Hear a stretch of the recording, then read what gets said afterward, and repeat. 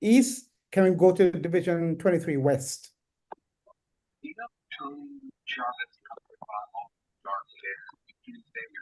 I recognize you, DLG Gerthelin. Were you going to speak? I was, but since you went on, anyway, it was. No, I'm sorry. I'm sorry, PD Stephen. It's great to join the meeting. I am bringing greetings from Kiwanis Club of New Kingston. Right. I'm sure others will be joining. There are 3 of us on at the moment, but I'm sure they will join in soon. We bring you blessings and all the best, and I'm sure you'll have a lot of sports enthusiasts soon joining. Yes, I'm sure. It's the time. It's This is the season for sports. Yes. Yes. Glad to have you. By the way, thank you. Stephen, yes, go ahead, Prez.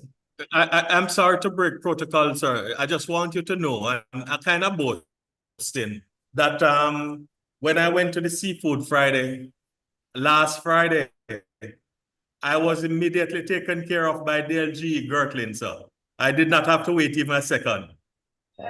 It was my pleasure, President, and we aim to serve, not just the needy, but those we associate with. So it was great seeing you, and thank you for being part of our Seafood Friday. I hope you enjoyed it. President, I hope you enjoyed it. I certainly He's did. not hearing me, PD. I certainly did. Oh, he's sticking up late. All right. Thank you. Yeah. Okay. All right. So we were still in 23 West. We're going to move. Is there any other club from 23 West? I'm going to move to 23 Central.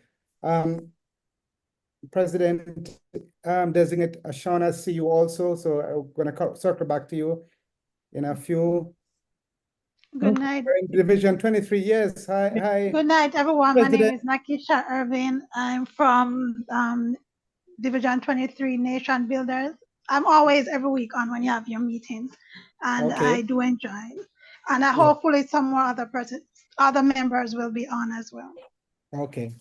And that's from Nation Builders, right, Nakisha? Yes. All right. Welcome to you and the rest of your delegation. I think President Dr. Eurydice, you're speaking. Go ahead. Mayor, good evening. PD Stephen, how are you? I'm fine, thank you. Wonderful. I'm in good spirit. Yes, you sound like that and look like that as well. So thank goodness. And at this time, I am here with, LG, who is a dual member, and I also have Director Designate J on with as well. So we have a contingent of 3. However, we also have a visitor, Barry Ellis. He's a regular visitor by now, he's a regular visitor. So I know this topic would not pass him. Yes. So thank you so much and welcome, Barry. Oh, Barry is a visitor. Yes, Barry Ellis right here. Okay. All right, I understand. And for a permanent visitor. And for those who, just quickly, those who are not aware, this evening's our special guest is Dr. Rachael Irving, professor at the university, who's going to talk about using science to prevent athletic injury.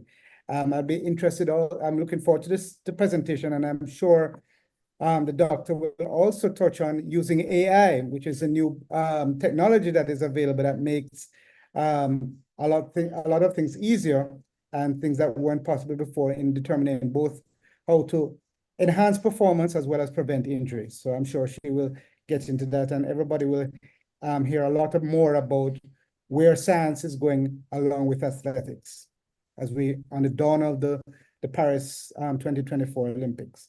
But right now we're in the section of introduction of guests and visitors and Kiwanians. I think I see North St. Andrew, and I see Montego Bay, and I see a couple other clubs. So I'm open invitation. Can all the clubs who have passed all the divisions? So can you please just open your microphone and introduce yourself and your delegation to us? I call a couple of names. KCFAB, so forth and so on. Good evening. Good evening. Good evening, everyone. I am Kiwanian Ashrana. The truth is, I'll tell everyone the truth because PD Stephen is not saying it. I am actually a part of Kiwani's Club of Kingston unofficially. Ah.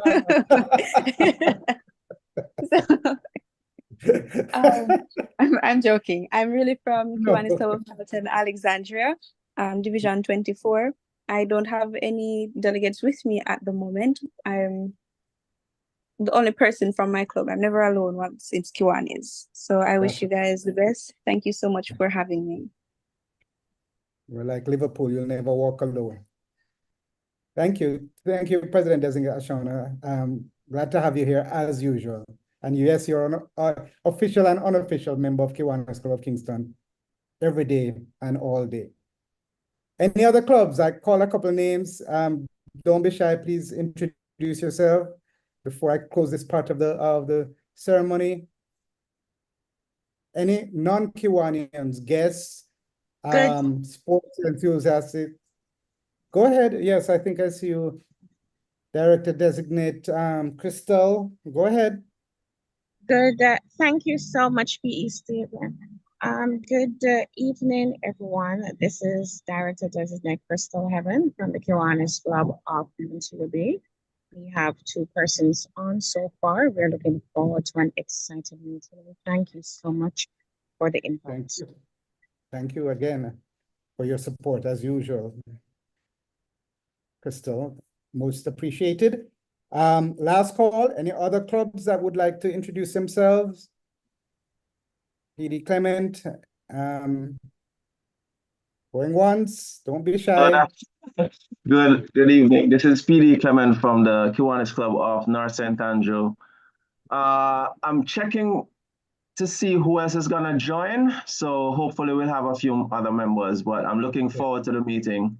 I'm sure it's gonna be an awesome one. It will be, it will be.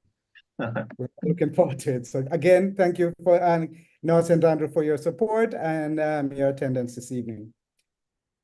Okay, President, is there anybody else? Last call, going once, going twice. That concludes our welcome and introduction to Kiwanians and guests. If there's any SLPs, faculty advisors on board, if not, welcome everybody. Even if you haven't called your name, you know that there's a general introduction, and welcome to everybody. And thank you for coming out and looking forward to your participation, especially in the question and answers section. It's not just for professional athletes, it's relevant to everybody in their daily life and their daily health, well-being, and their exercise program. So with that, President Newton, back to you. Thank you, PD Stephen. All right, thank you. Thank you. Are you hearing me? Loud and clear. Okay, great, great. Thank you. And well, we'll move on to apologies because I know everybody wants to hear what Dr. Irving has to say. So we're going to move quickly on to apologies for absences. And I have DLG Willie and DLGE Stan, who are both attending another function, so they will not be making it this evening.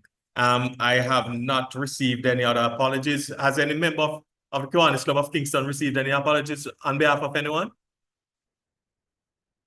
No? All right, so we're back at President Designate Stephen with the recognition of birthdays, anniversaries, and special occasions. Okay, thank you, President. For those fellow Kiwanians, you'll know that it's a Kiwanian tradition that we recognize birthdays and anniversaries for our club members, but if there's any other visiting club who would like to recognize a special occasion, feel free to at the end of the presentation. So for this week, that is the week of July 23rd to July 30th, we have 4 Kiwanians who are celebrating special events. First of all, past Chairman Gregory Barnett has his birthday on the 25th of July. So that's Thursday this week. And then we have quite a few Kiwanians and their wives having wedding anniversaries. I know June is a month for love and marriages and so forth, but we actually have 3 Kiwanians who are all celebrating their birthday on the 26th. I will take the time to also put a convenient plug in here that please remember that our club is having their NDTC performance on Saturday, the 26th of July. No, I'm wrong. I give it. Is that correct? It's 27th. 27th. 27th. Yes, 27th of July. My apologies. So I'm hoping that everybody will come out and all of those Kiwanians who are having their wedding anniversaries can have their anniversary on the 26th and come out on the 27th. So DP Marcel and Beverly, his lovely wife Beverly, celebrate their wedding anniversary on Friday, the 26th of July. Also, DP Trevor Ford and Marjorie, also on the 26th of July. And finally, also on the 26th of July, we have DP Chris Robinson and his wife Marie also celebrating their birthday. So to all of those Kiwanians, all of those wives of Kiwanians, happy anniversary when it comes around, and best wishes from the Kiwanis Club of Kingston. So quickly, is there anybody here? We have 30 persons in attendance. A lot of them are guests. Is there anybody who's having a birthday this week or a wedding anniversary that they'd like to share? Can't promise you that I will sing, but I will recognize your birthday if you're having a birthday. Okay. Everybody's missing out on me singing. So thank you very much, everybody. And we look forward to the rest of the program. Back to you, President Newton. Thank you. Thank you, PD Stephen. And the only thing that I'm going to ask is that those members of the Kiwanis Club of Kingston who are online, remember to remind your brother on the day of their anniversary, because you know how us men are. Sometimes we don't remember until the day after. So please. And before you conclude, President Newton, before you move on, I see Clement in the chat says his birthday is on Saturday. PD Clement from North St. Andrews. So maybe he didn't get a chance to unmute his microphone. So happy birthday to you, Clement, on Saturday. I hope that you I will not sing. Thank you, sir. I wish you many, many more and continued blessings and good health and wealth. So back to you, President. Sorry to cut you. I received that. Thank you, sir. You're okay. Well, what PD Stephen won't say, I will say. PD Clement, we hope you take your wife to the NDTC performance on Saturday. I tell you, she'll love you forever for it. Yeah, I would love. I'm always there when I'm there, but I'm not there, you know. So okay. I have to support virtually as always. Okay, sir. All right. LG Desmond is now going to lead us in some Kiwanis education. As you know, we each week at our meeting we try to give you and let you understand a little more about what Kiwanis is, what we're all about, what it is that we do. And so we take the time out to give you a little Kiwanis education. So LG Desmond. Thank you, President Newton. Good evening, everyone, fellow Kiwanians and guests. The topic is role of the Kiwanis Committee Chairman. The chairman is one of the leaders of the club, and he or she is appointed by the club president. He or she plays a very important role in connecting new and seasoned members to the goals, objectives, and the overall activities of the club. Under his or her guidance, the committee works as a team to engage members, develop strategies, and perform the task for the achievement of the club's goals. Additionally, the chairman communicates the planned activities and actual activities of the club to provide information to the club's membership, develop leaders, and have fun. The duties, however, are subject to the existence of standing committees. For example, we have fundraising committees, membership growth and retention, inter-club, and club meetings as examples. And that is it, President Newton. for Kiwanis education. Thank you. Thank you, LG Desmond. And I'd just like to add that for those online now who are chairmen and will become chairmen, as a president, you find that the chairmen are really I don't know the right word, the rails on which the club runs. So if the chairmen are not functional, then the club becomes dysfunctional. Because they tend to be the link between the administration, the board, and the rest of the club. So please, whenever you're appointed as the chairman, as a chairman of a committee, please take it serious, because the function of the club really is dependent on your level of activity. All right. At this point, we are about to introduce our guest speaker. But before DP Stewart comes on and introduce Dr. Rachael Irving, I am going to be selfish, Dr. Irving, and ask that a part of your presentation, even 2 minutes, put in, you see, a lot of the members of the Kiwanis Club of Kingston are north of 60 years old. So we're not looking to go to the Olympics, but we're still trying to do a little thing to keep fit. But, you know, oftentimes we're doing it by the seat of our pants and we might get hurt. So tell us how we can get fit safely. So DP Stewart, if you could, sir, please introduce to the rest of us, Dr. Irving. Okay, President Newton. I don't think she had, you know, you old people on her agenda, but anyway. Notice I said you old people, right? I noticed Okay. you. Yes, you noticed you. Fellow Kiwanis and guests, it is indeed my pleasure to introduce our guest speaker for this evening. She's Professor Rachael Irving, and the Professor of Biochemistry and Sports Science in the Department of Basic Medical Sciences in the Faculty of Medical Sciences, UWI Mona. She's the first female professor of biochemistry and sports science at UWI, a best-selling author of Jamaica Gold, Jamaica Sprinters. Right, that was the title of the book that she wrote.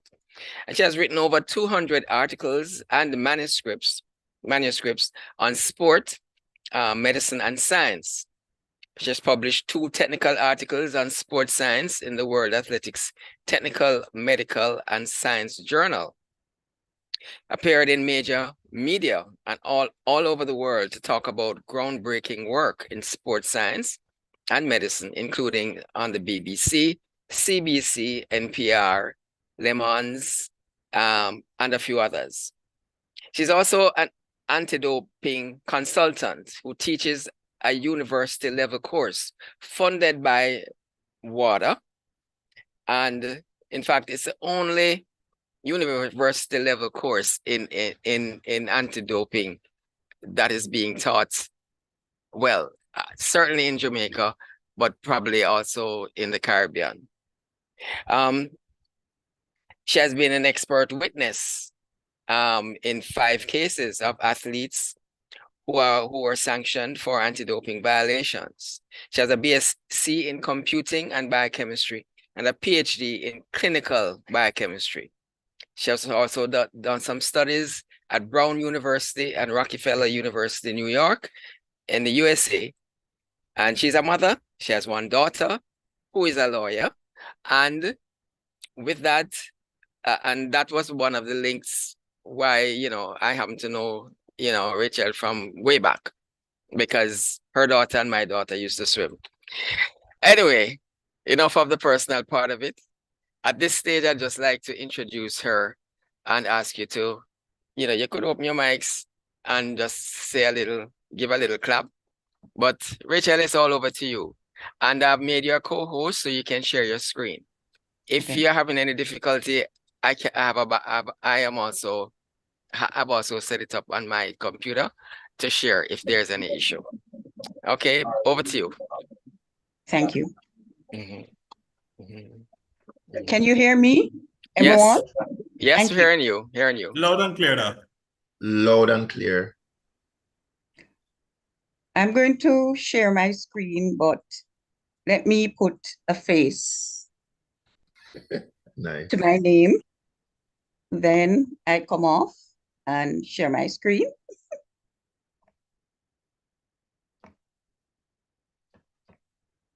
Okay.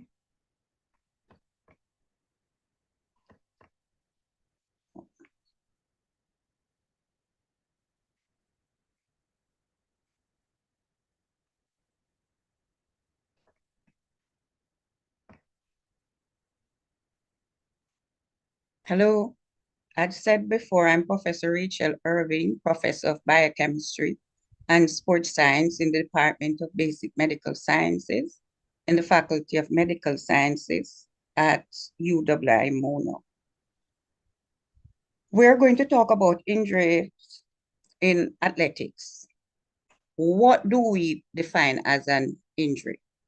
When the load and strain resulting from performance exercise exceed the capabilities of your system, your muscles, there is a risk of failure. So your system collapse, and that results in an injury. In the present context of athletics, we are typically referring to damage, dysfunction, impairment. You hear about hamstring injury, you hear about a tear, you hear about soft tissue injury, and for us older persons, you hear about cardiac injury, heart attack. It is not just the physical manifestation. It happens when our system is not working. So if you're not eating properly and there is no transfer of energy, you stand a chance of getting injured because energy is absolutely needed for the muscles to contract to work. So you would have seen a classical example. Elaine, she was running in New York. I don't know if recently you were watching that Diamond League run, and she just looked like she wasn't going anywhere, even though she was trying. What happened is that no energy was being transferred in the cells. So she seems that she wanted to move, but she wasn't moving. And because of that, she did about 11.48, unlike Elaine, who does a 10.51. So the energy cannot be transferred because the system is damaged. For us, older person, diabetes, if the system is damaged, if your pancreas is not working, the energy cannot be transferred. So you don't walk properly, you have neuropathy, you don't see properly. For somebody who is younger, the manifestation is not as severe. So it's not chronic. It can be repaired if it is caught early. So let's talk a little bit about what caused this sort of defect or injury. One of the major defects is usually related to the glycolytic pathway, because the glycolytic pathway is a pathway that us Jamaicans, printers with fast twitch muscle fibers, that's the pathway we use. It gives us a rapid transfer of energy. For the long distance runners, it is the oxidative pathway. So it goes on for a longer while. You need oxygen, you have to breathe but for us, it's quick, it's fast. And if that pathway, if we are not quick, if we don't use the energy fast, then we revert to what we call lactate energy. But if we use too much lactate energy, as you will see on the screen, after a while, our system become acidic. And when our system become acidic, it means the energy that is supposed to be generated to cause the muscles to contract is not generated. It's acid in our system, and the muscles get damaged. For persons, because some of us here are older, for persons, you're not running, you're not exercising, but you're not generating enough energy because you stop exercise for a while, you're eating too much, and your system become overwhelmed. So the pancreas is not producing insulin to metabolize the food you eat. And because you're not producing the energy, your system revert to producing lactate. And this is why your system become acidic. You get kidney damage, you get neuropathy, pain, you can't see because the food is in your system, your eyes have too much sugar in it, so it's viscous and you get eye problem. This does happen to the athletes not in that extreme, but this is the beginning. Injury is the beginning of metabolic or system dysfunction. What needs to happen is that it needs to be corrected before it become chronic and become a disease state. There are different types of injuries based on the sort of sports you do.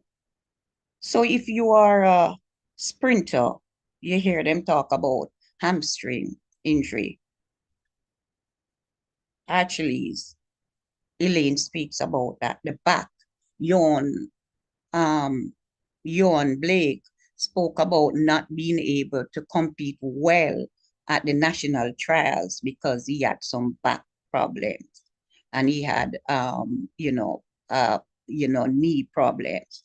Those are the problems that usually are associated with sprinters. And why? Because you have to lift the leg, you have to lift the arm, you have to bend down on your mark, get set, go. All of that is a pull on the muscles.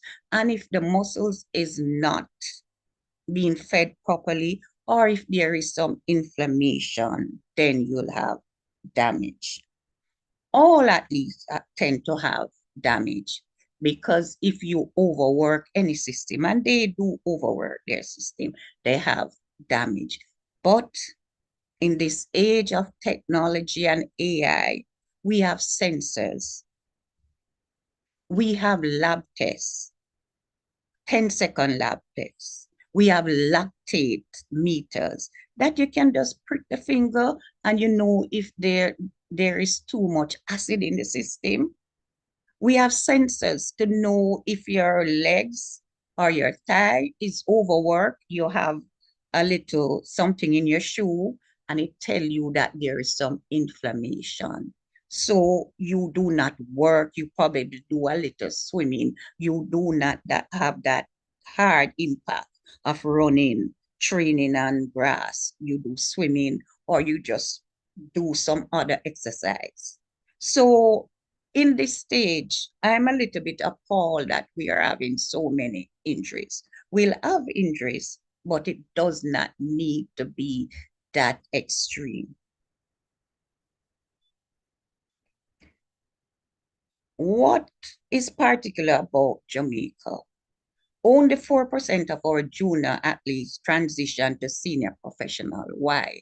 Because many of them are injured early, because they are overworked because of champs, they are overworked because they don't know to balance school work and exercise.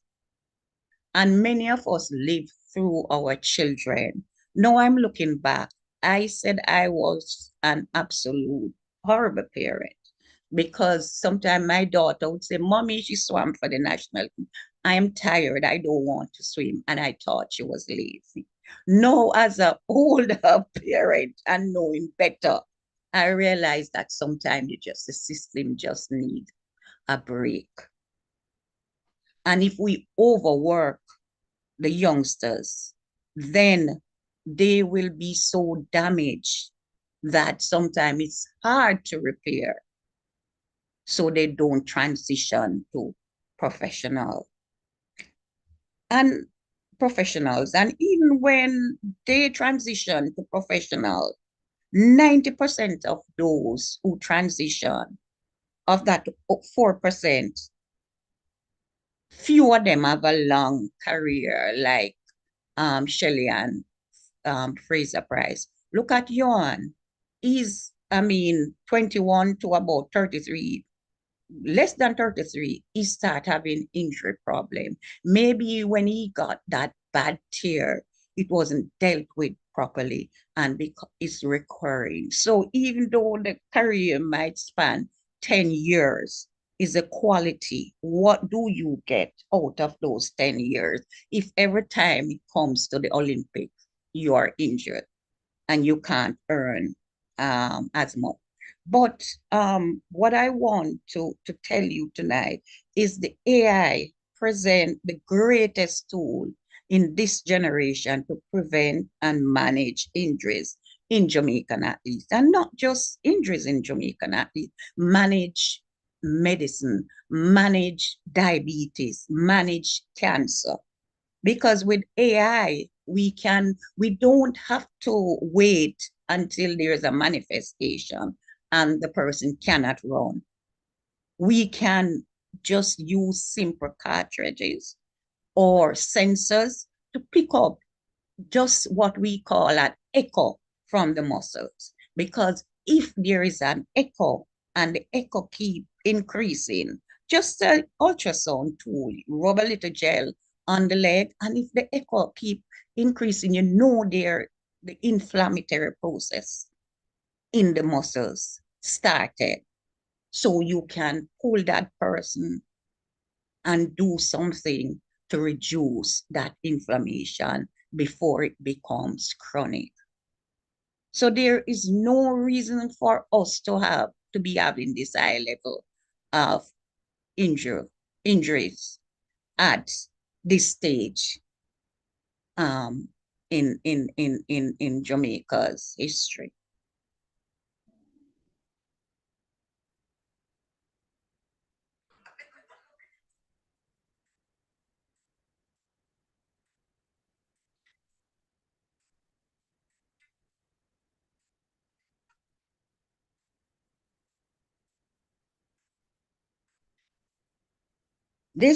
That was Brianna Liston at her best.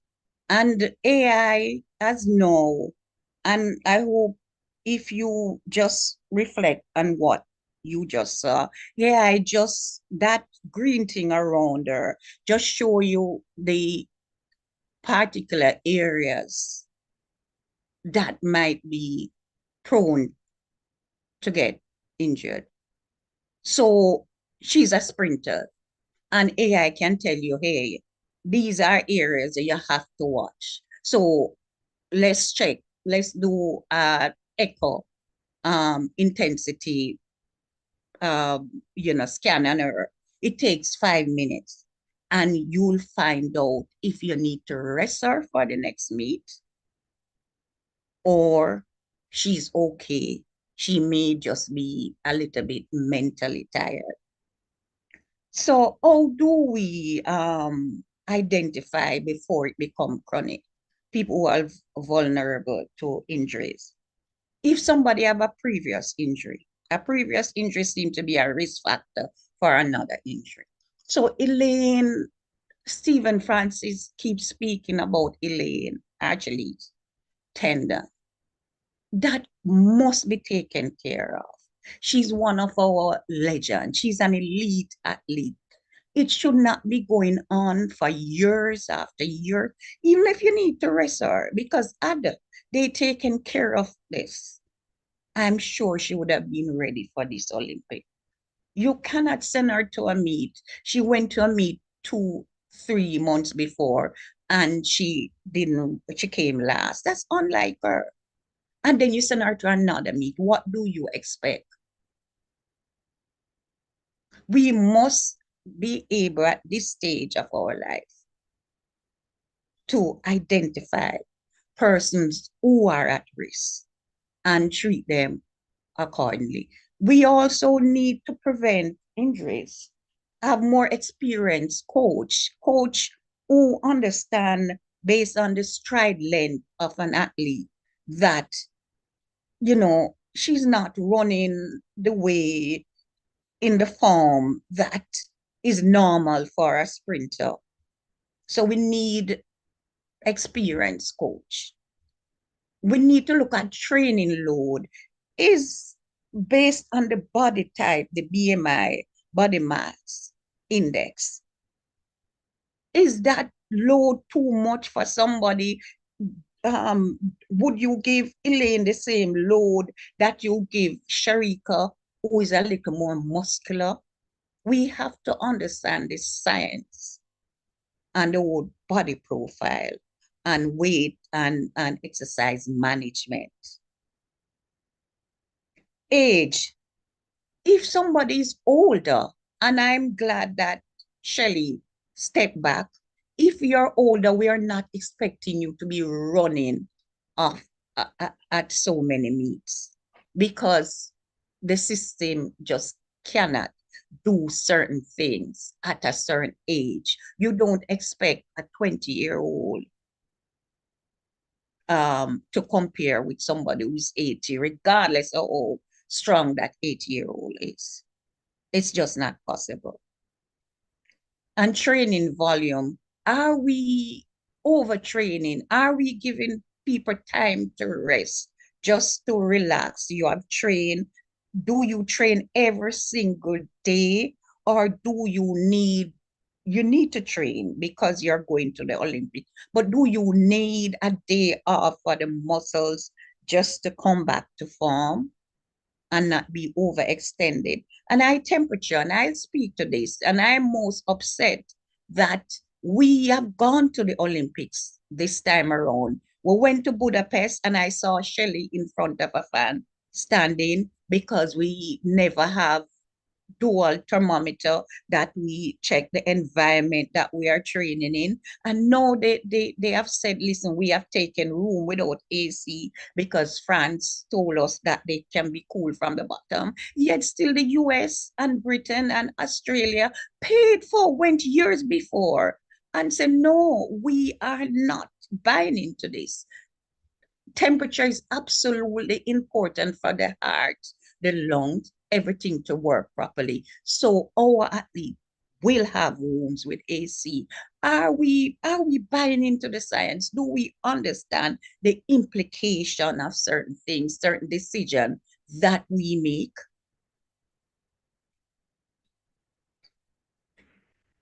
And what, and I'm not eating Jamaica. I'm a Jamaican. But what appalls me at this stage is that we have not done survey to find out during Olympics trials how many of our athletes are injured. Generally, 2016, how many were injured? 2012, how many? 2008, how many were injured? They keep doing this in other countries.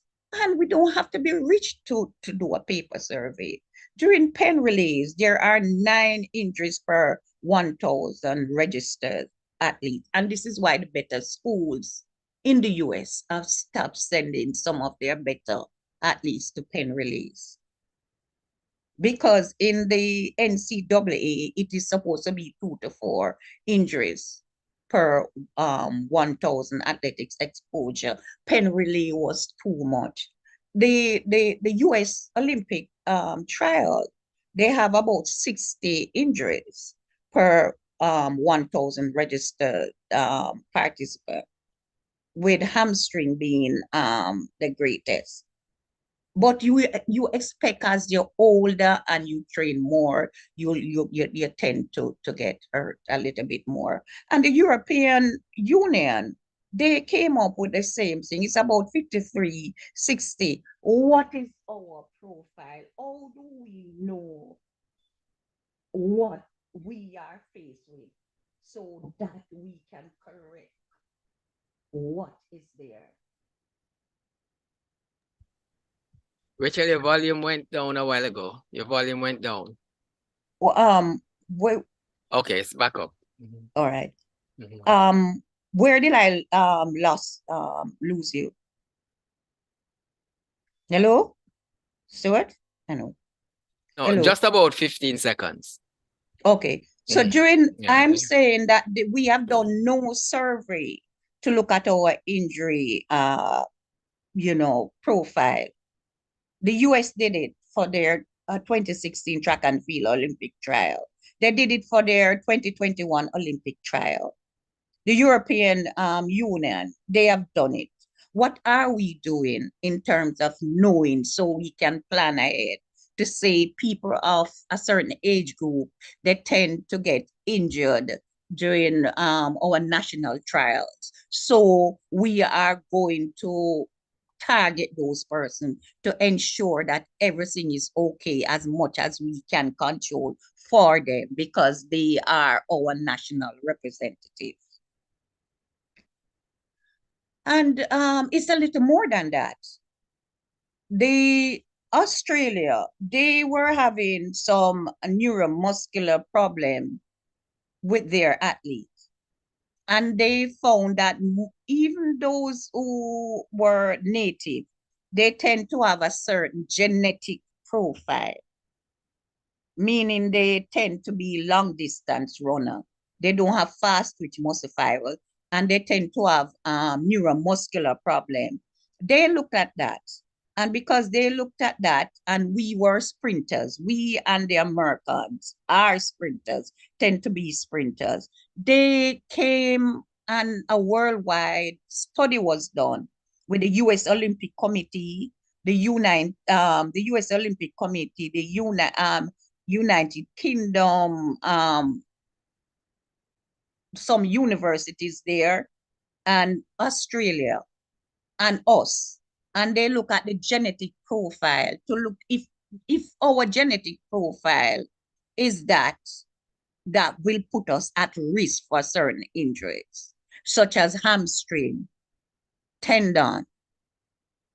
And what they found is that we have fast twitch muscle fibers. So we are more prone to acute injuries quick. So you're running and something developed because your muscles turn over so fast.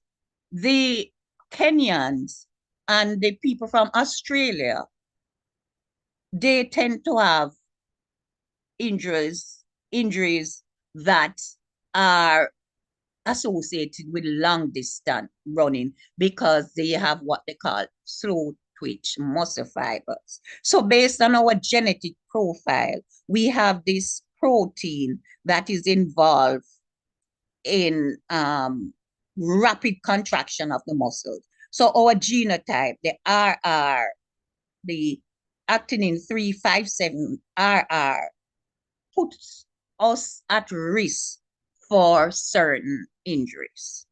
So because of that, we have to be careful how we train so that we don't pick up these injuries. And when we look worldwide, we see that Jamaican does not have what we call the 5-7XS. That is the genes that is associated with slow muscle contraction, muscular dysfunction. We don't have that. It is in Asia. It is in the US, not the Black population in the US, not the Black sprinters, but the US is mainly a white population. But us and West Africa tend to have certain injury patterns. Not only that, for us, some of us who are older, we have this polymorphism that is linked to injuries associated with the heart and the kidneys. And this is why we get what we call chronic kidney disease.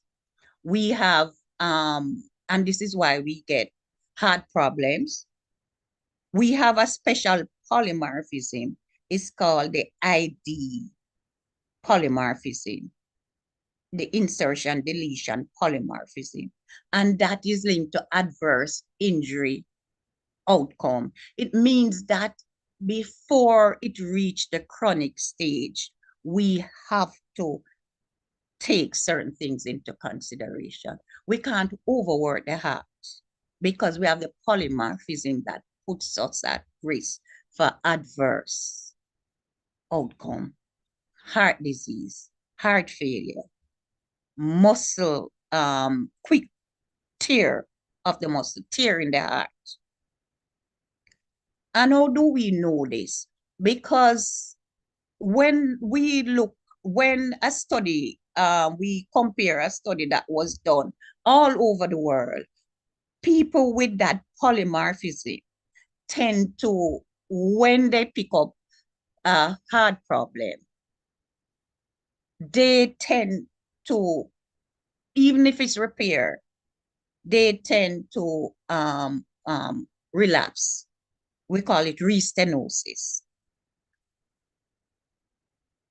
Most of them, 50%, and that's the same thing they find in Jamaicans. And it's not just the older Jamaicans. It is, we are at risk for heart injuries. We look at if we are at risk, then we want to find out what else we are at risk for. So we look at some markers from Africa to see if we're like the African, because the African tend to do better at not having heart problems and all of that. And what we found, we have markers. We and the US, at least, and the Black population, we have markers similar to West and West Central Africa. So why aren't we doing as well as they are doing in terms of heart problems? Yes, the muscle problems, because, in quick, the acute muscle injuries, yes, we have it like the African, but the heart problem, they don't have that sort of polymorphism. And, this picture shows you that based on the markers, most of us are from, 90% of the population is from West Central Africa. It means something has changed in this environment of the Caribbean. Maybe it's the food we are eating. Maybe it's our stress level. So what this tells us is, based on our global genetic footprint, we look like Africa somewhat. We have the athletic ability, but we are susceptible to certain conditions, to certain diseases. One good thing about it, though, we are susceptible, but we are survivors. Because even though we are susceptible based on the ACE polymorphism, the genotype that is linked to chronic diseases, we still function as if it's not there if we manage it properly. So when we compare our own metabolic profile, we look like the Kenyan. So even though sometimes we are exposed to chronic chronic respiratory diseases, our lung function, even though sometimes we're supposed you don't know somebody with this, the blood pressure is so high, oh, they survive. And that's not a good thing. But some of us are able to survive in the most, with the most messed up metabolic system. So based on what we have done, we wanted to put everything together so that people could understand our profile. So we wrote Jamaican Gold, Jamaican Sprinters, and it tells you about the whole susceptibility to disease or susceptibility to certain injuries, you know, our ability to overcome regardless of what happened. And it tells more so this story about Dr. Cynthia Thompson, who in 1948 traveled in a banana boat to London. She vomited, she had diarrhea, but she was the first Jamaican woman to set an Olympic record in 1948 in the rounds. She came fourth overall in the 100 meters. But we also did not want to just put it in a book, a feel-good book. We wanted to document what we found. And what we have found, what is important from our little study we did with Australia, is that even though we don't have no excess in ACE, DD, or GG, even though we don't have the genotype that doesn't put us at risk for chronic disease, even though we have the bad polymorphism, it is not a determinant of elite sprint athletic status, meaning that if we are able to moderate our lifestyle, eat properly, even though we have the bad genes, it doesn't have to be manifested so that we get the chronic diseases. It means for the older persons who are, you know, inquiring, we need to do a little exercise. It doesn't have to be as extreme as the athletes, but we need to exercise a little bit so that we can stay in form and we don't die when we are 50 or 60 or 70 from heart disease or the chronic kidney failure. And this is Michael Johnson. And is the internet on? No. No. Stuart, the internet is not on, is okay. Seeing your screen, okay. I'm not seeing an interruption. Oh, okay. It's coming on now. It's probably okay. Mm-hmm.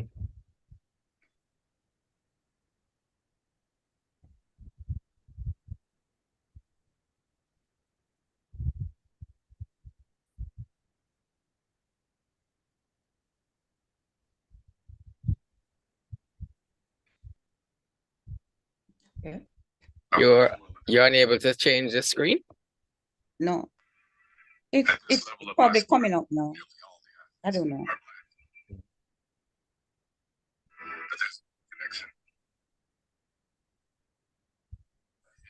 Or disturbing bond.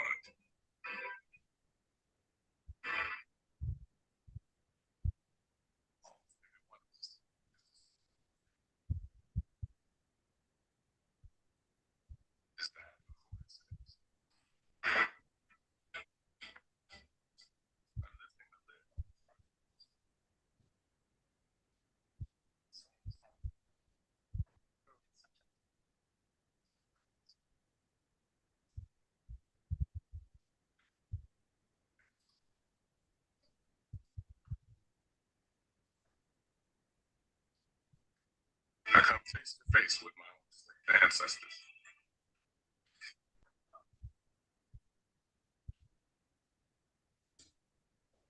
Right there.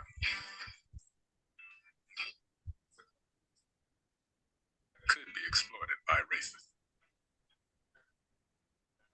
Cliche of Do you want me to share my screen? Yeah, you can't see it? Well, I'm not hearing, I'm seeing your screen, but I'm seeing two different things. I'm still seeing the picture of Michael Johnson. Oh no, you're supposed to be seeing a little clip. Can you share your screen, please? All right, let me open my Okay. All right, one sec. Mm-hmm. All right, let me one sec.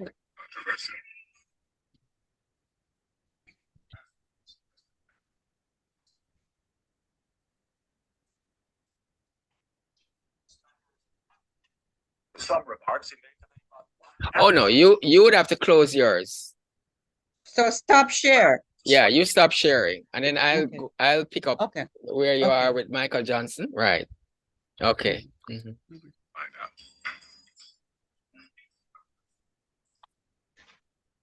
It's about my ancestors. Okay.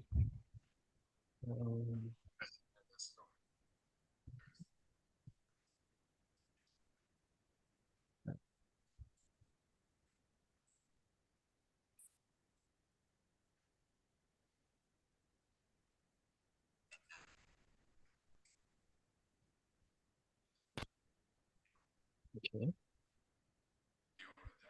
Okay, I'm just gonna go down to where I see the picture of Michael Johnson. Yeah. Not very long. Couple more.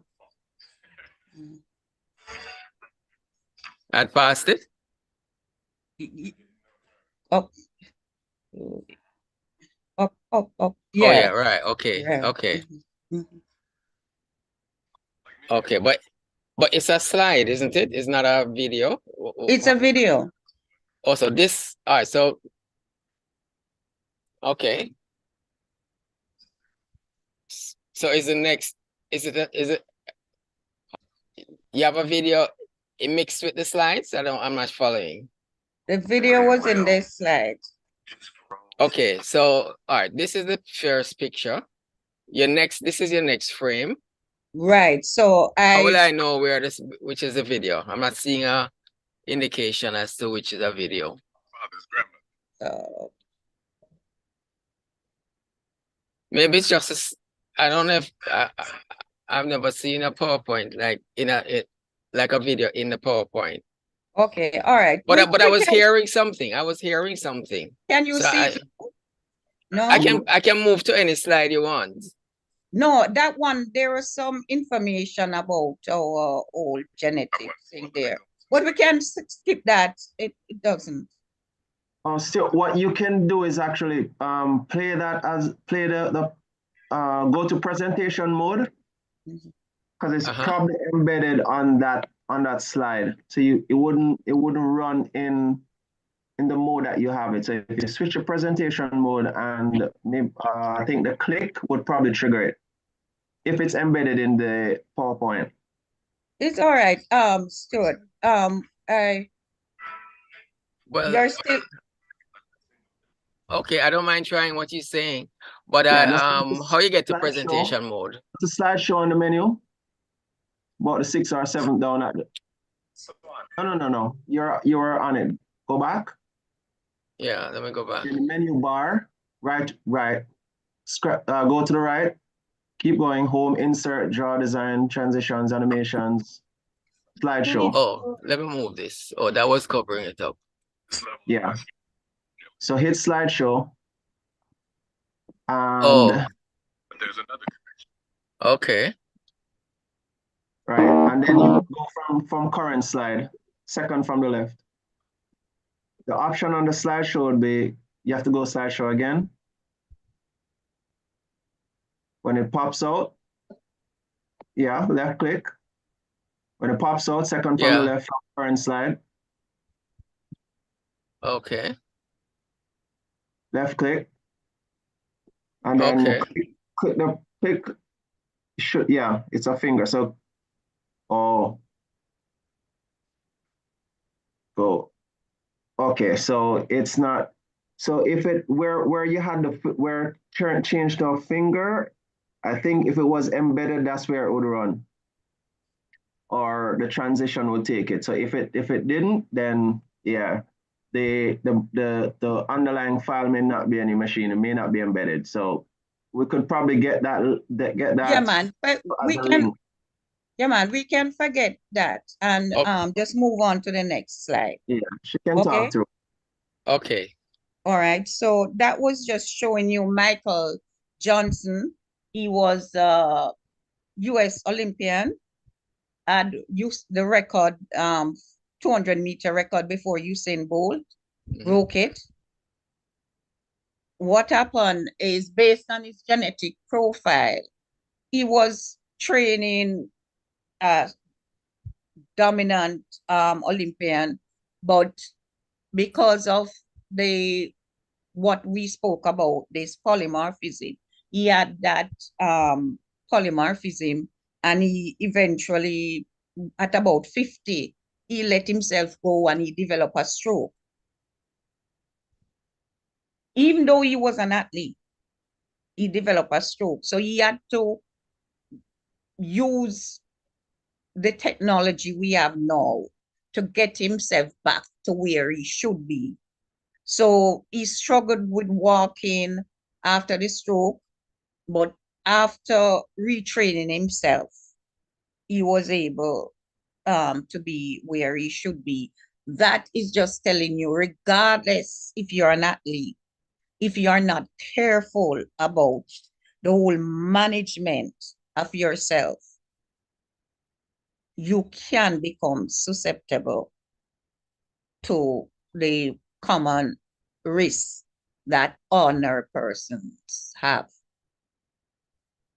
So we spoke about Michael Johnson and his susceptibility, and the lesson that we can learn from that regardless of who you are, you have to be careful.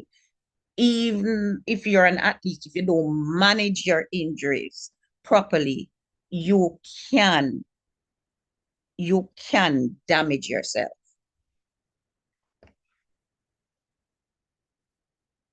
We are going to look at, are you able to see something speaking about muscularity of Jamaican sprinters compared to Japanese sprinters? Okay, is it another? Okay, I can just keep going, in terms of the slides, and then you can tell me where you want me to stop. No, you can't see. Oh, you don't have my screen. I'd have to go back to come out of the presentation mode, like where I went to be. Let me just see if I can get that out. Oh, but I know I can keep going with the slides. All right. No, but I'm not.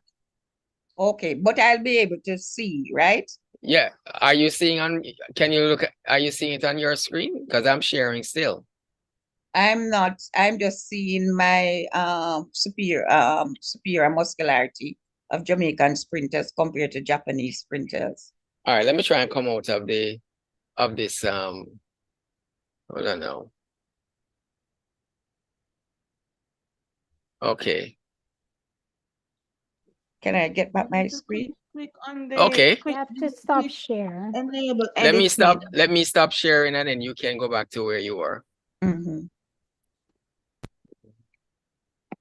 So you can go back to sharing.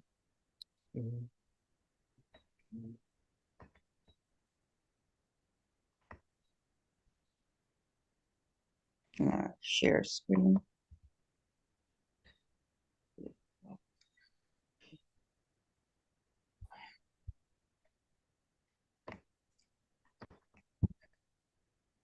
Are you able to see the Japanese study of neuromuscular function?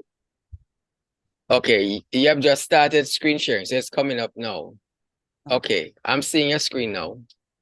Okay, all right. So we'll continue. It says that's the heading: Japanese study of neuromuscular functions. Right.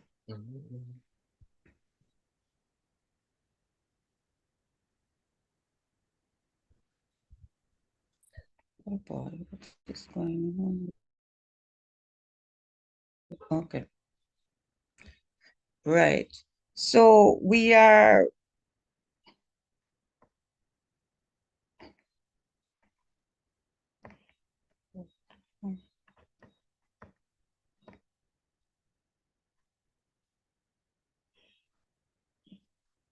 so what in fact this slide is saying, this old picture, is that the Japanese saw that what we had in terms of our athletic performance. They were training at a high intensity, and a lot of them were getting injured. So what they did is they pay our guys, Usain and Asafa, to compare the muscular function and the contraction of our athlete to see how they can use what we have to prevent injuries in their athletes, and to just look at our muscles function so they can stimulate their athletes, even though they don't have the genetic profile, to run as well as we can. So they put them through the whole rigor, meaning that you know, they look at they all do MRIs, CAT scan, look at how the muscles, ligaments, tendon, everything is attached. Put them in a CAT scan, and based on how we are made up, they were able to use our profile to train their athlete. And they did so well in 2016 that they, I think it was a 100 that they got a bronze medal in Rio. So this is just to say, if we are not using the science, people are going to use the science. People are going to use the science. What we have, we just roughly just believe that we can just do things and we'll get the same result. Of course we are good. Of course we are good. We are made to be good. But the fact is, you can be trained to be good as well. And it will be even better if you're made to be good and you're trained to be good. So if you use the technology properly, it means that we can do much better. We will almost be unbeatable in terms of what we have.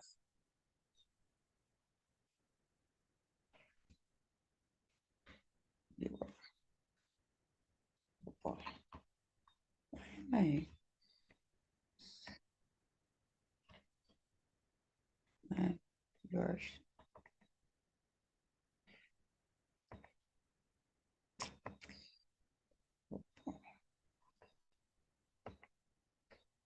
This thing's so difficult to do.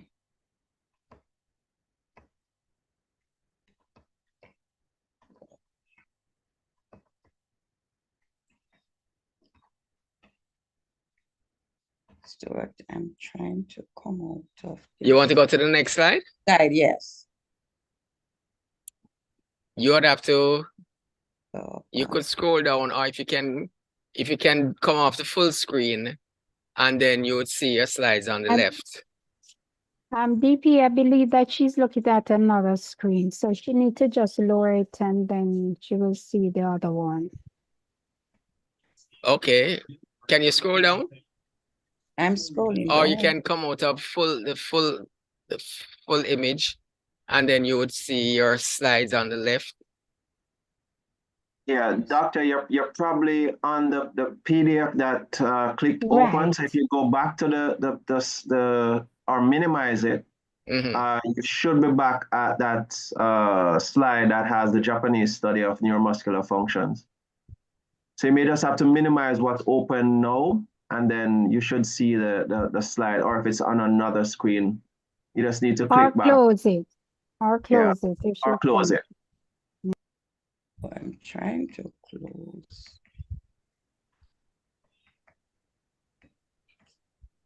Yeah. You're currently on the PDF from the Wakahara study? Okay. Okay. Yes. All right. I am all right. I closed that. You could just reshare it then. Right. All right.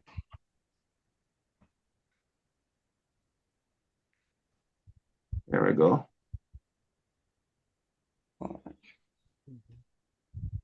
So yes. So based on that, they had what we call athletics meet science study in London, where we compare just the science of everything, because they wanted to leverage what we had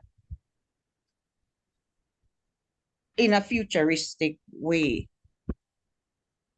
So this is our young psychologist from JC, and we looked in London at modeling, the athletic data to manage stress, health, and physical activities. This is us here in London. But just after that, the Japanese came up with that. AI started to take over. And instead of using MRI and all of that, there were simple tools that we could use to look at performance, manage injuries, and monitor the way to move forward. So because Jamaica doesn't invest very much in technology, what we did, we borrowed from Clayton State University some equipment, and we worked with some students, mainly the Edwin Allen and the Calabar students, because at that time they were dominant. And we wanted to know if we could, for about 3 years, and maybe it's not us, but for 3 years, manage injury, predict how they would perform at the Boys and Girls Championship. And we did just that. We use this is what we call a biometric analyzer. And this tells you whether you are going to pick up an injury. So if there is a little noise, what we call an echo intensity, and it increases, it means that the coach should pull you. And we were able to do that for 3 years. We were able to monitor the guys, and we're just measuring muscles here. We were able to monitor the guys, and before any injury came up, we were able to ask the coach, work with the coach, and work with their physical therapists and medical doctors to prevent any sort of injury. Of course, sometimes the coach didn't, agree with us, because there was a particular instant when, we heard this high echo intensity, and we said to the coach, hey, he's going to get a tear. We had a medical doctor, orthopedics surgeon, Dr. Paula Dawson, working with us. So the science is there, but the clinical manifestation, it would be the medical doctor who deals with that. So we saw that this young man was going to get a tear. Of course, nobody listened. I was home one Saturday and just, decided to pop up, and they had a meet, and I saw the young man running, and I was like, you can't run. I mean, you're, and, at Boys and Girls Championship, he got a horrible tear, because sometimes the coach doesn't believe in the science because it's not manifested.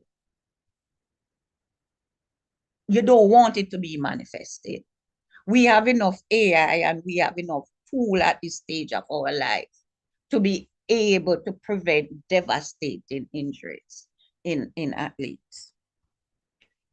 We also were able to borrow, of course, we love to borrow. We were able to borrow from a developing company, what we call injury management insole, where we put it in the shoes of the athlete, and it will tell them whether there is some inflammation, whether the stride length is not what it's supposed to be.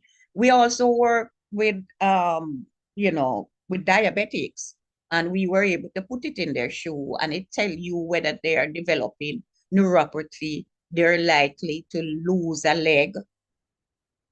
And this is where we are in science and technology. Person doesn't have to lose a leg now if you're diabetic, because you can wear special sensors, and you don't have to wear them every day. You can have them for a few months to tell you when you're at the stage that you're losing sensation in the leg, or you're losing sensation in certain body parts. And you're able to cauterize that before it reaches the stage of amputation. Or if an athlete have an hamstring injury, or like Elaine, the tendon is not working well, before it reaches stage that is devastating and it becomes chronic, you can be pulled and be treated. We also have, heart monitor for those athletes. An athlete should not be running unless they know the cardio respiratory profile. We have heart monitors to tell them, listen, this is the profile of the person. So when the temperature, when you're not hydrated, your blood pressure goes up and you're likely to get sick. So we can pull you. And these are shirts, these are on shirts that you can wear. You have socks that you can wear that can take your blood pressure, that can take your heart rate, that can tell you about your lactate levels. It has reached a stage now, when we look back with the Japanese, they use a CAT scan and an MRI.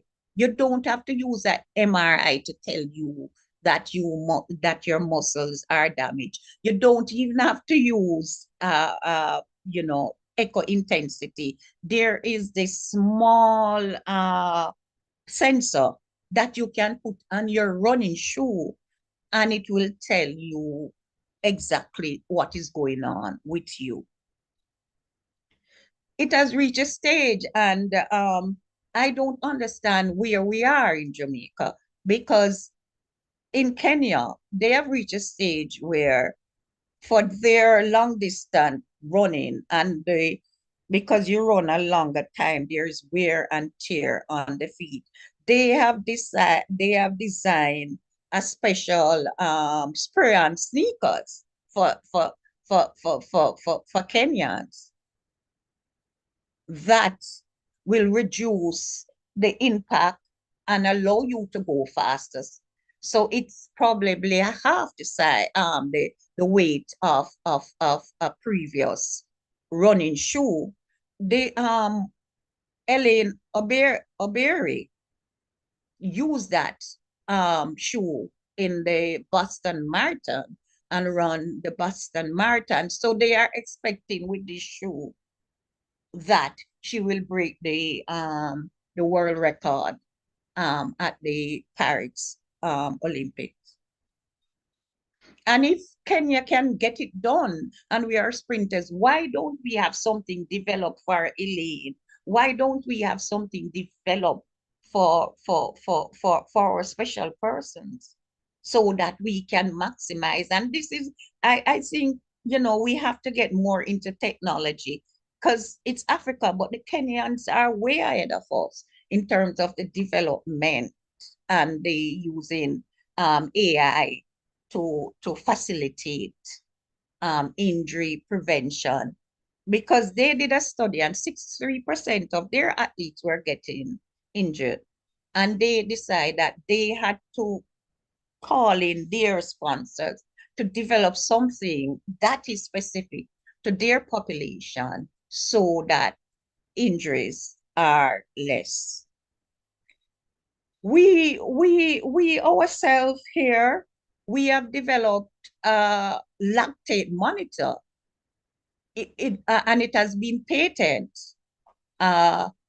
where we are able to tell the athlete when they're fatigued and they should not.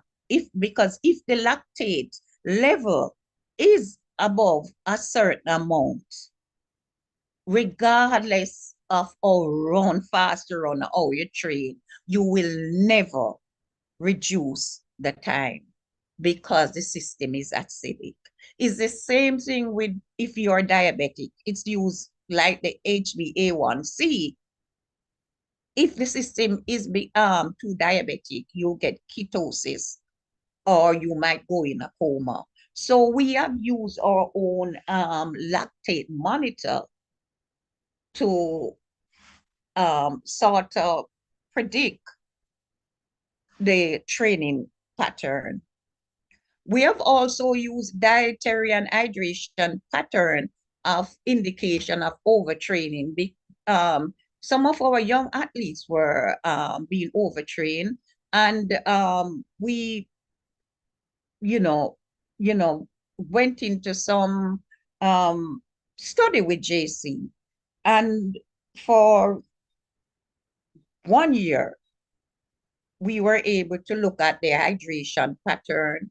We were able to look at sleep monitoring. We borrowed again from Clayton State University some actiograph because we wanted to see the very elite athletes at JC were able to manage their sleeping pattern, their studying, and if they were able to maximize. And that year that we worked with JC, they excelled at the boys and girls championship. We look at heat, hydration, and sleeping pattern. And I see Puma this year has dressed the Jamaican team in outfit that is heat sensitive. It's engineered fabric. They have used AI. It is thermodynamic. It adapts to temperature. It regulates body temperature to enable optimum performance. Yes, Puma did that. But at the very same time, what I don't understand, we are running in those clothing, yet still the temperature in Paris has surpassed 30 degrees C this week. And there is a complaint that we have rooms without AC. Britain and Australia, they paid for AC because there is no way you should be sleeping, even though France said that they are using a cooling water system to cool the room. It's not possible with this climate change. And I like what the Australian Olympic Committee said to them. They said, yes, they want to cut down on the carbon, emission. But Australia said to them, we appreciate the concept of not having air conditioning due to carbon footprint, but this is a high performance game. We are not going to a picnic. So at one stage we are running in thermal regulated suit, but we're sleeping somewhere that is not conducive to performance. So yes, Puma came, but where is the science from our government? Where is the science, the adapted technology from us here in Jamaica?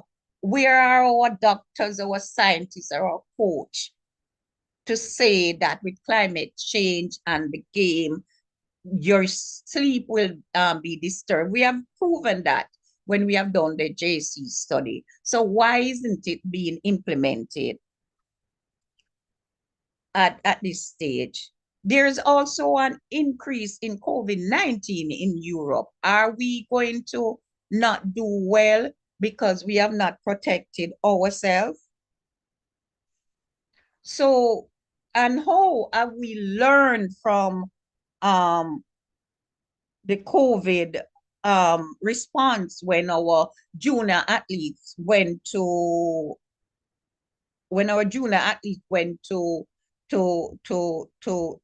Nairobi? Did the response to injury and the disease risk during the COVID, during the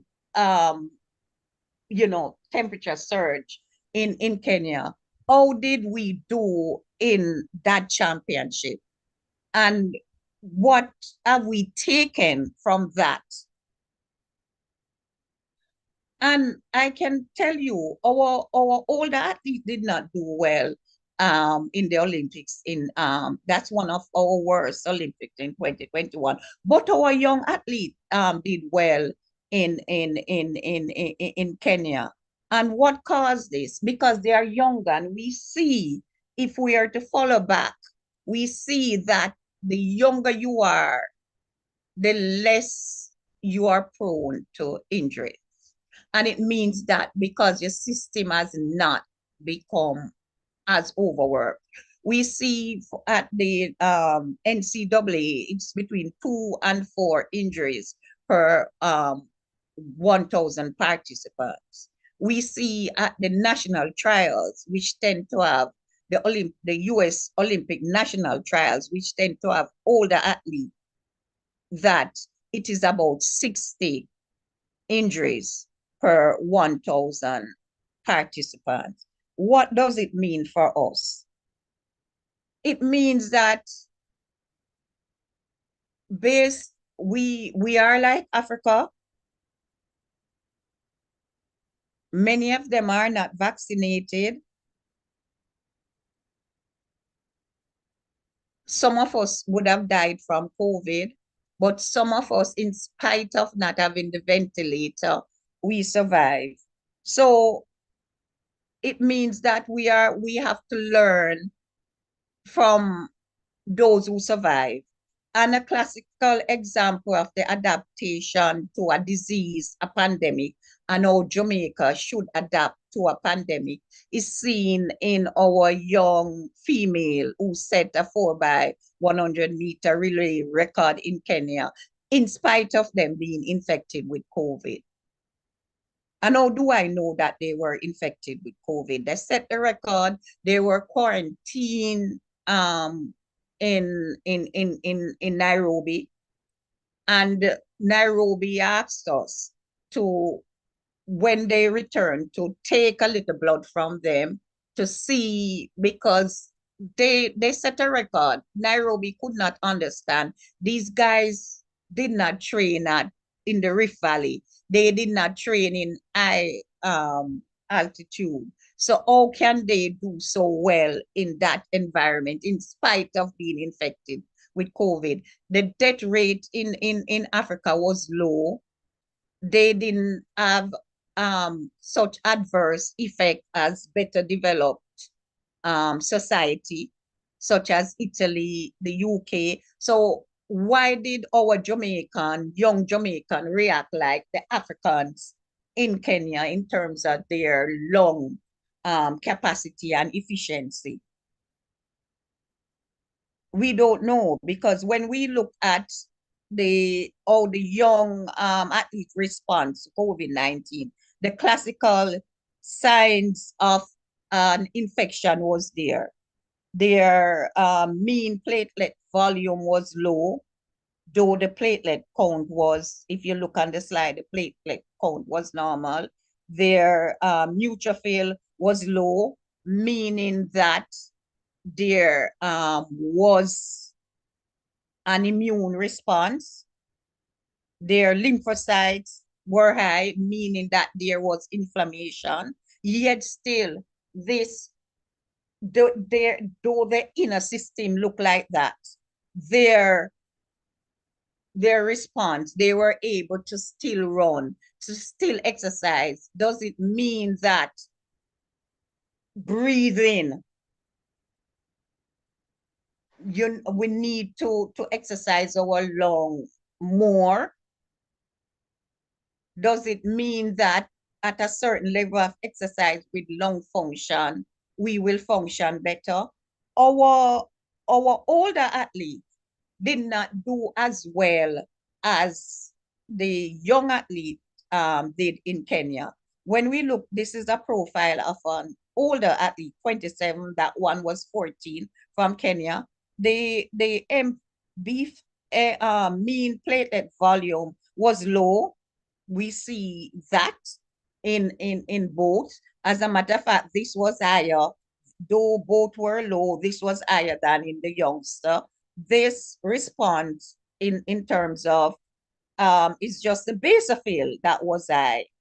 Just the basophil that was high, yet still our older athletes did not do as well. So what are we doing with our young athlete that we need to do with our older athletes so they can function, even if they were to pick up an infection, they can function at the highest level? We need to explore that and collect the data so we can treat accordingly. So how do we, based on everything I have told you, how do we control injury? And how do we get our coach to understand the importance of artificial intelligence, the importance of science? Artificial intelligence, based on everything, based on just using sensor, makes it more possible to provide an estimation of injury risk. Because if we use the socks, if we use a sensor, if we use echo intensity, we know who is more prone to get injured. But probably what we need is social media to educate the sporting community, because people are more into social media, because the traditional doctor telling them the science is telling them, Jamaica is not catching on to that as much as they should. So we need to do what we have to do. And in conclusion, I think there need to be a better understanding of the perception and belief towards injury risk reduction and factor associated with adherence or non-adherence to injury risk reduction strategies. We need to understand the medical, physical profile of the Jamaican, at least the coaches, to better help in the management and control of injuries. So we need to know how to understand how the coaches coach, but we need to also be at their level that we can, impart to them, this is the science. How can we help you? How can you help us in your coaching to better understand the science? And how can the scientists better help you to understand coaching so that we prevent injuries in our athletes? And we need to immerse more science and technology into training so that we will increase the transition rate of junior athletes into senior and allow senior to stay at the top of their game longer. And older athletes need to be educated about the risk reduction. How do I reduce my risk of getting injured and have a chronic injury that will derail my career and don't allow me to earn as much as I should? Jamaica is at a crossroad. AI is readily available and can be used in injury risk management. And we need to take that on as much as we can if we are going to be left behind. People are using what we have. Intel and Samsung is at the Olympics, and they went to the Olympic Village 2 months before to look at AI strategies that they can use to produce tools for the athletes. Why isn't Jamaica doing that and branding it and using it to better, help our population? Why aren't we having AI tools? If we are the sprinting capital of the world, Kenya as their AI tool, they came up with from Switzerland on the first. Rachel, yeah. I just want to come in here because I want us to kind of link some of the things you have raised as you're trying to say in terms of how we move from here. And I think you said you're pretty much at the end of what you wanted to present, right? Right. Okay. So maybe now would be a good time to come in because time is running out on us. Right. All right. Could I just say this? You have knowledge that is clearly what we really want is for this to be available to our athletes and coaches. How do you think this can happen? I mean, is it you obviously are not going to say, well, hey, guys, come and listen to me. Somebody has to be the one to kind of put it together. Or who you put the responsibility on? Who is the responsibility on? J3As, JOA, the government? I mean, how does it happen? And obviously, they are the technical companies that can support us, like Puma or whoever. Yeah, how does it happen? Stuart, I don't know because Budapest, we had a problem with the AC and Shelley standing in front of AC. And 2024, we are back in Paris without ACs in our room. I don't know how we are going. I think it's an attitude. We same with the health system. Are we I don't know. Those are things we were responsible for. We could have done that better. So we need to publicize these things. But I'm talking about in terms of the incorporating AI or incorporating it. Somehow there needs to be some kind of a seminar for coaches, or would the coaches feel that, well, I'm getting results. I don't need anything else. Is that what would happen? I think there seems to me there needs to be some kind of a seminar or something like that could help to pass on this kind of information. But the AI is in the media. Everybody, there is a minister of AI in Dubai. I mean, AI is in the media. AI is, our children are playing with AI. How do we get the coach to buy into AI without being over bullish as it is?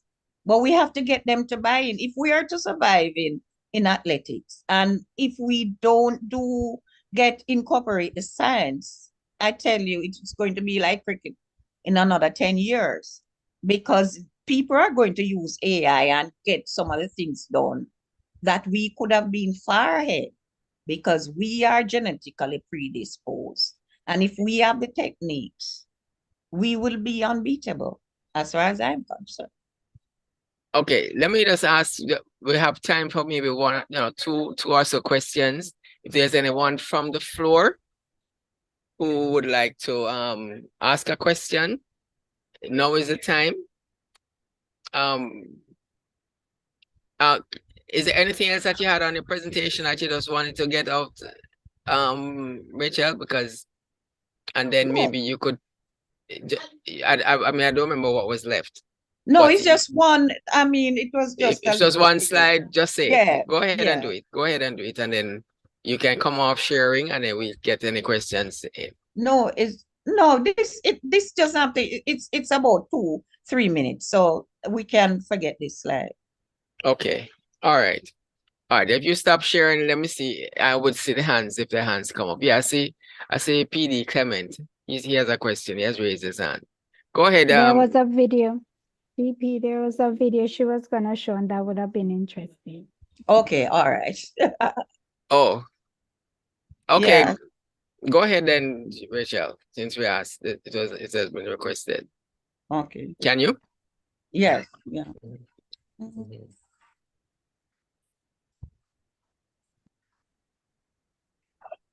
She has the chair stone, remember? Yeah.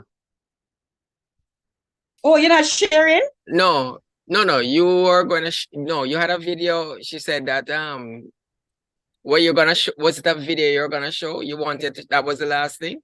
This was the last thing. You're not seeing it? No, you're not sharing. I don't know if you're sharing screen. I'm not seeing your screen. Maybe you came out. I think that's stop sharing. Yeah, I think you stopped sharing. Because she did say that the video was not she could skip the video. But then DLG had said, you know, Yeah, it sounded like she wanted to see it. All right. It's all right. Let me see something.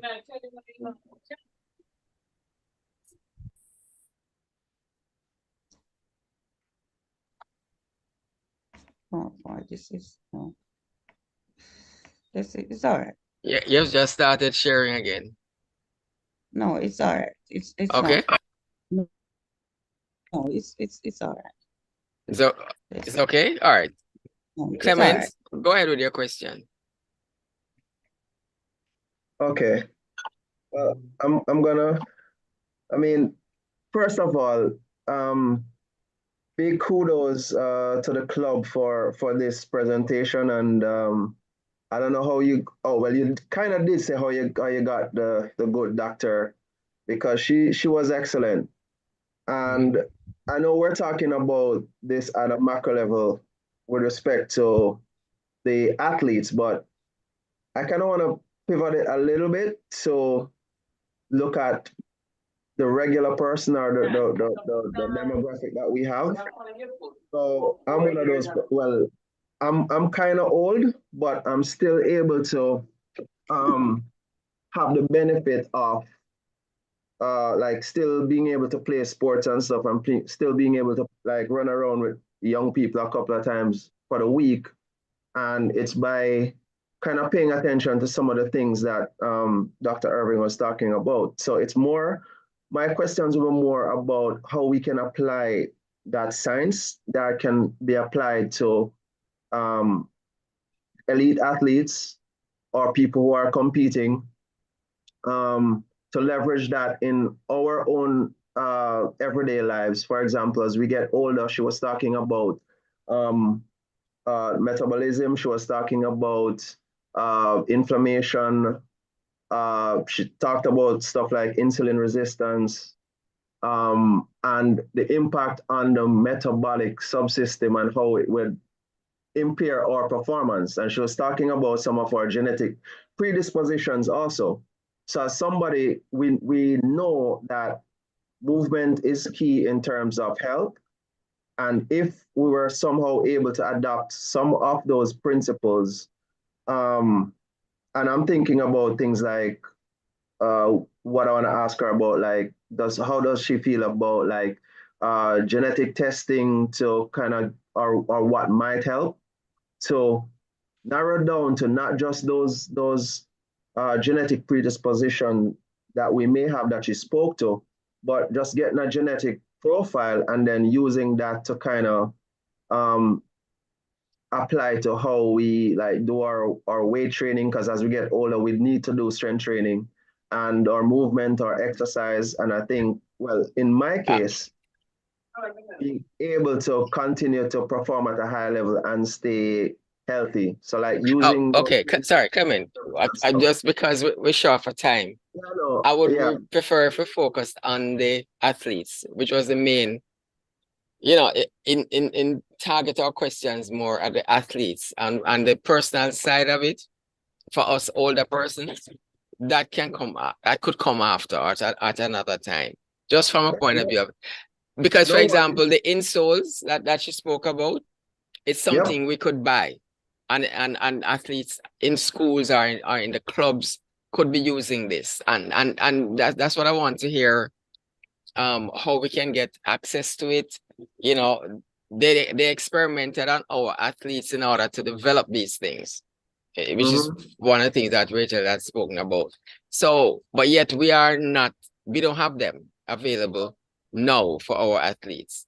So I kind of want us to focus on the athletes first rather than our thing. Our thing can wait. I mean, I'm not saying, you understand what I'm saying? Just for now, based on the time frame, just for the time frame. All right. Okay, the coach, His Excellency, he has his hand up. I hope, go ahead, His Excellency. Sorry, let's hear what he has to say. I really want us to keep it on the coaching aspect. Go ahead, go ahead.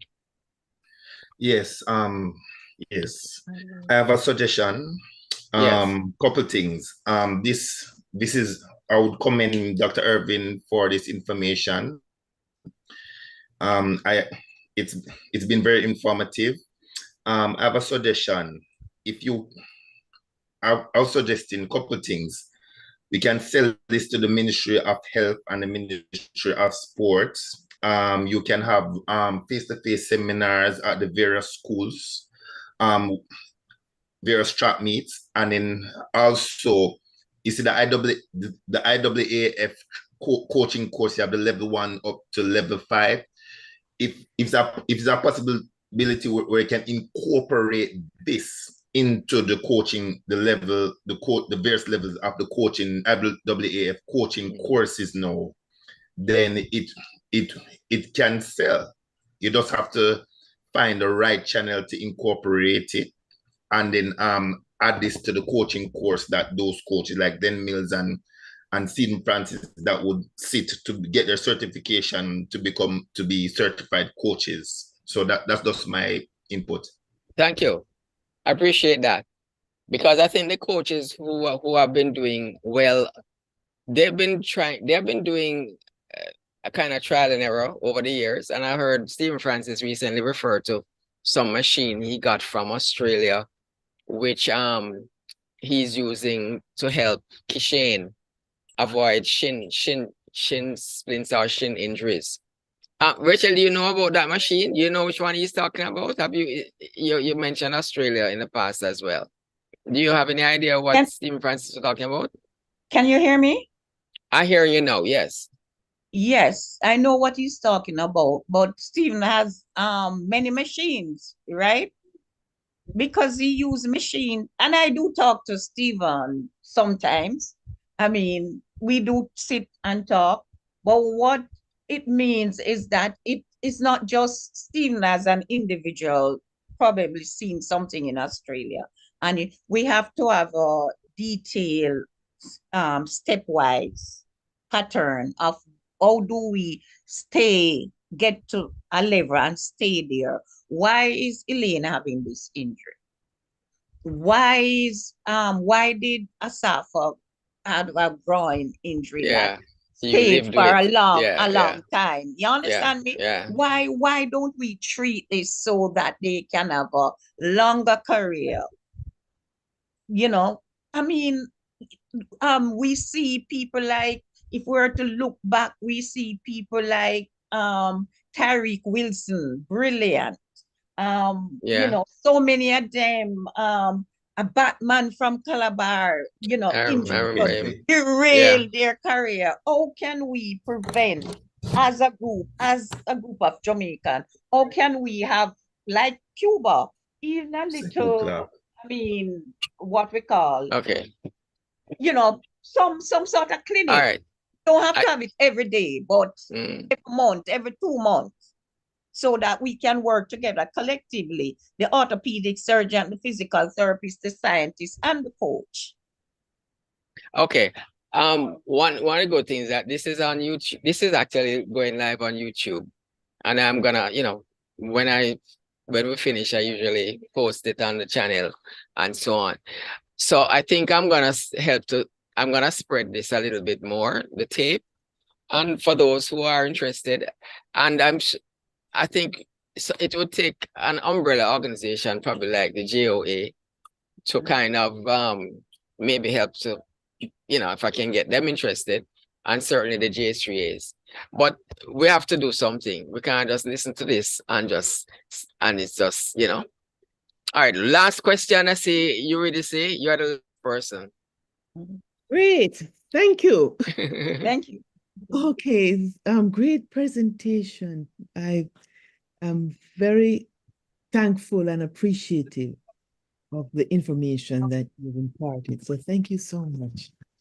So my question is, what role does diet play in the life of these athletes and as in their coaching, in their preparation stages? Does anyone pay attention to the coach and the managing team? Does anyone pay attention to what the athletes are being fed? And can AI help to identify specific kinds of specific diets for each an individual athlete who might be having one problem or another? Yes. And ironically, Kip Cobb, Nike wanted him to break the world record. And what they did, they fed him a special diet. And then they have what we call a glucose monitor, insulin monitor on his shoulder. So they fed him a diet, what they call the world record diet. And they wanted to see exactly, based on the glucose monitor, exactly what his glucose level was, what his insulin level was, so that to break the world record again, they feed him the same diet. So it was what we call a personalized diet. And Noah Lyles will tell you that he has a personal nutritionist. Sidney McLaughlin has a personal nutritionist that work with them on Olympic diet. So they are going to the Olympic. They don't eat as ordinary because they have to produce a certain amount of energy for the muscle to contract and to contract within that 400-meter hurdles time, so that it becomes a world record. They do that with Kenya. You have to eat a certain way, so you know exactly how much glucose you're producing, how much insulin will produce, so it can take down the glucose and it gives you that amount of ATP at a specific time during that period. I don't see us at that level yet, but we have to get there. Yes, but then this is our athlete going to the Olympic. That means they have already done all of the performance and show themselves to be at their peak. But we're still losing them still even at that level. So it tells me that we need to do more groundwork as we prepare them during the prime and such age. Do you think? Okay. No, I think we have answered the question. You really say. I think bottom line is we need to adapt these particular things that we have not been paying as much attention to. But I don't think there's anything more we can say based on what Dr. Irving just responded. You're quite right to raise it. We're not there yet. That's the bottom line. All right. We're not there yet. All right. Yeah. Thank you. Okay. Let's go to the voter thanks. Let's go to President Newton. You could ask DP report. Thank you, DP Stuart. Quite an interesting evening. Way past some people's bedtime, but I'm pretty sure it was worth it. So we're gonna ask DP Rupert to thank Dr. Irving on behalf of all of us on the platform tonight. I'm not gonna take up all the time or too much time. Dr. Irving, could you stop sharing screen? Because I'm gonna need to use this share. Yeah. All right, go ahead, Rupert. Yes, I was saying I'm not gonna take up too much time, but now I understand why the lady is a professor and we are just mere mortals. Thank you for being here and sharing, Prof. You You gave us information. You helped us to understand the subject. You challenge us to think differently. You questioned us about our past and give us ideas on what we can do for the present. You suggested ways for us to do things differently. And on behalf of the Kiwanis Club of Kingston, all of us who are on the platform, thank you so much. I know we have to get you back. Don't know when, but you have to come back. The things that you have talked about certainly can help Jamaica to be better. And I hope we don't become like the West Indies team where everybody used science and other techniques and left us in the dust. There is a special gift that we have for you, a certificate of appreciation, and we're going to get this to you, ma'am, for your most amazing presentation this evening. Once again, thank you so much. Thank you. Thank you, DP Rupert. And again, let me add my 2 cents. Thanks a whole lot, Professor Irving. Really great presentation. Prefer $1. we will ask DP Rupert to get the dollar to you when he's getting the certificate to you. Is it Jamaican or American? Don't you can't insult the professor.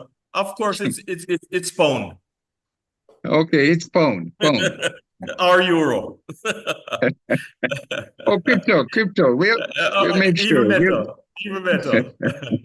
All right. This was such a great presentation that I think the Sarge is out exercising. So the Sarge is giving us the evening off. So we are going to move quickly to notices and announcements and interclubbing opportunities.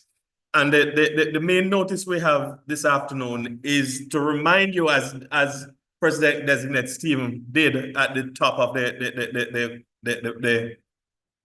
session, that on Saturday we will be hosting the NDTC Season of Dance night at the Little Theatre, and it starts at 8 o'clock. And entry for us is $3,000. And I'm inviting everyone on the platform tonight. Please come and join us. I have seen the preview, and believe you me, I think this year they have really outdone themselves. They're celebrating 62 years, as the Kiwanis Club of Kingston is celebrating 60 years. And they've really put on they're really gonna be putting on a special performance. I also want to throw in a little sweetener. Our tickets are just $3,000.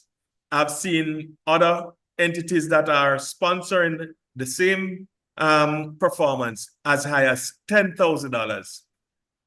So you will be having a great evening. And I don't know if I'm taking tales out of school, but since DLG Willie is not here, I'll tell you, we're even throwing in cocktails before the show.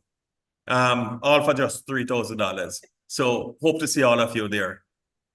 At this time, I'd like to invite any other club that's online that has any announcement to just open your microphone and do so right now. Good evening, Kiwanians. I am Secretary Marine from the Kiwanis Club of the First City, and it's our anniversary. It's our 25th anniversary, and we will be having our anniversary on the next week, Tuesday the 30th, at 25 Ebony Drive, Bellevue Heights, Spanish Town. $500 for entry. I will post the direction in the group. Thank you. I thank you. Thank you, and thank you for letting them know that it's Bellevue Heights, Spanish Town, and not Bellevue, Windward Road. Okay, thank you very much. All right. Any other announcements? Any other announcements? Okay, at this time we are going to ask DP Marcel to bring us the thoughts for the week. DP Marcel? Okay, I guess it's past his bedtime. So it's now what? 18 minutes past 9.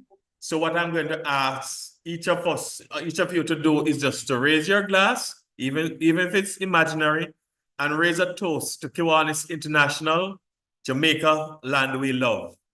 And at 9:18, this meeting of the Kiwanis Club of Kingston is now terminated. Thank you all for coming. Thank you all for staying with us. I know it was worth the wait. I know it was worth your time. I mean, we learned a whole lot, and we hope to have the professor back on another time, because we realized that what she gave us was just probably part one of a three-part presentation. Thank you all. Those of you who still have to travel, safe